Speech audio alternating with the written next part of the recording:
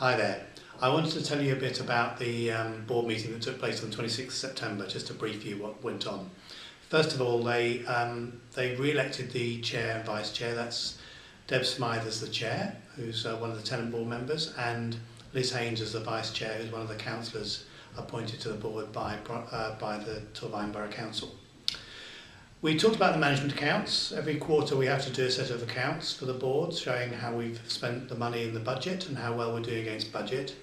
The good points are that our budget's in a sound position. We're doing okay financially, which is the most important thing. Within that, though, there are some overspends that we need to address, particularly in the property side, and we'll be expecting managers to have brought that back into line in terms of forecasting for the end of the year by the end of the second quarter, which is at the 30th of September. So we'll be having a very good look at those accounts for the next quarter just to make sure we're back in line, because we can't afford to overspend significantly.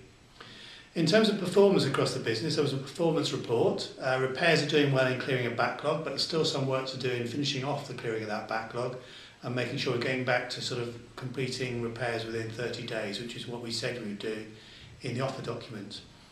We've had good progress on voids, getting the average time down for turning around general needs voids to about 24-25 days, but it's crept back up a bit over the summer, so there's a little bit of a lapse there, and we just need to focus on getting it down, because we said we'd get it down into the very low 20s as a sort of standard measure. So there's still some more work to be done on that, and also some good progress being made on picking off the longer term voids in retirement housing.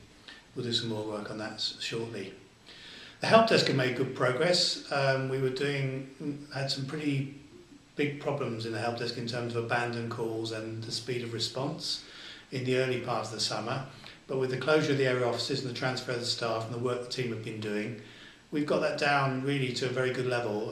There's still some work to be done about peaks and troughs in the use. So I think Monday morning in particular, it's a struggle to answer calls promptly, but they've made some really good progress. So thank you very much to that team as well. And finally, the rents. We had a fantastic sort of performance over the summer with the rent-free week, and we really got the rent arrears down. They're creeping back up again, which is a worry. In September they crept up a bit, and they always tend to creep up in September, which may be to do with people going back to school, but we really need to focus on making sure that we cap them off and don't get them creep back up again to the levels they were at.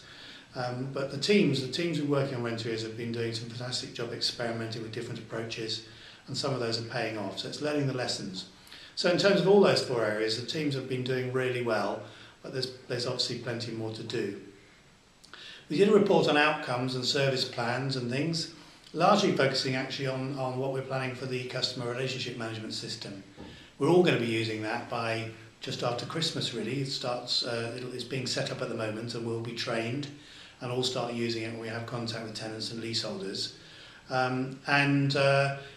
Longer term, we want to start putting information into that system about our tenants and leaseholders so we can target our services. We'll be telling people more about that when we do the training, but it's really important we can do that in the future. So we're better at predicting which tenants need support, how much time we're spending on particular groups of tenants, so we can manage our resources better and try and drive down costs. So more about that over the next few months. You'll be hearing from the heads of service about that who are running the project.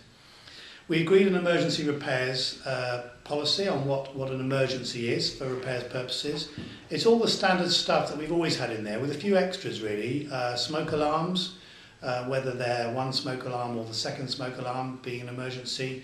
We talked about emergencies in relation to a risk from asbestos and other risks that we probably didn't think about when we originally drew up the emergency repairs policy 4 or 5 years ago. So some new areas of emergency repairs for the repairs team to build in terms of out of hours and things. We had a fantastic report the board were really pleased with about community teams and the work of area-based working. Some fantastic stuff in that report, and I really recommend anyone who hasn't seen it to have a look at it. There is stuff up around the office about area-based working, so go around and have a look at some of the boards, because there's some fantastic demonstration of what's being achieved, which is really powerful, and it's really what we're about, to be working in areas in that way. And finally, we talked very quickly about the Fairwater and Garn offices, just confirming that we're going to turn those into housing. So we're going to increase our housing supply probably one flat in the garden, I think is probably all it will do, and then several flats, we hope, in the Fairwater office, possibly 4 flats. So that will increase our supply by a total of 5. So we're using those buildings wisely for future use. And that was it really. Anyone who's got any questions is very welcome to have a word with myself or one of the members of the management team who are at the meeting. And I'll be back next month to tell you about October's board.